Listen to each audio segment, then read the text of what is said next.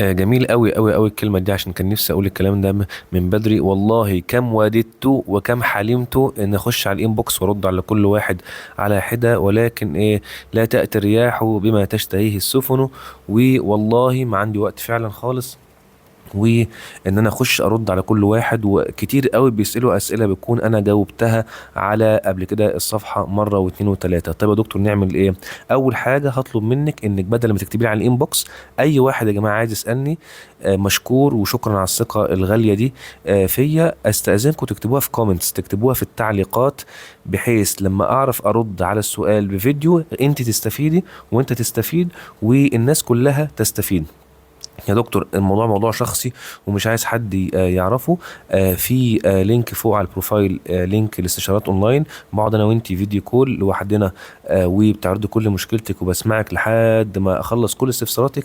تاني حاجة ممكن تنورينا، يا اما في مستشفى الندى يا اما في عيادتي الخاصة في الهرم. ومش عايز تعملي كل دوت، ومش ظروفك مش احسن حاجه او الناس بعيد عليها، اكتبي لي في الكومنتس ان شاء الله ان شاء الله اقدر ابص على الكومنت وارد عليه. ايه الميزه؟ طب يا دكتور ما الكومنتات كتير. الميزه ان لما ارد على الكومنت او ارد على التعليق مره انت هتستفيدي والجميع هيستفاد. انا والله بيوصلني يعني عشرات الرسائل يوميا وما بعرفش ارد عليها. عايز اقول لك حاجه، ما بعرفش حتى اقول لهم يعني حطوا على الكومنتس او كده.